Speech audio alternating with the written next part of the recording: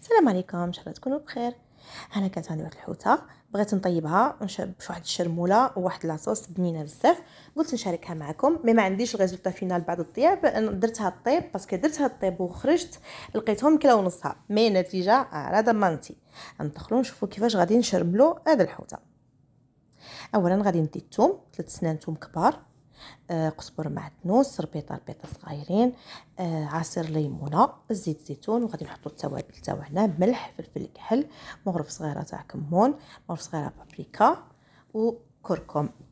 غادي نخلطوا مليح هاد العناصر كاع ونبداو نشرملو في الحوته تاعنا. انا الحوته قطعتها، من الاحسن الا بغيتو ديروا هذه الطريقه. انا قطعتها دي فوا ندير حوته كامله، دي فوا نقطعها اي نوع تاع حوت كان عندك. هذه هنايا كانت عندي البنغاسيوس، قطعتها وشرملتها. غادي نخليها تشرمل على خاطرها وندي دروك باش نصنع لاصوص.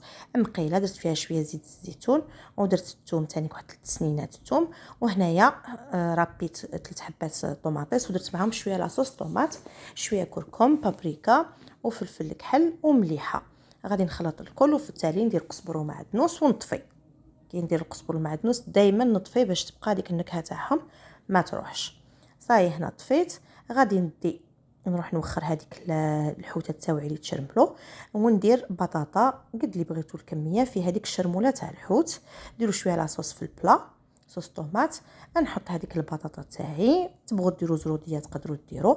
نحط الحوت تاعي والزيتون هنايا يعطي بنا روعه. اي زيتون انا ندير الموف والفيغ، هادو يجوا روعه في هذا البلا.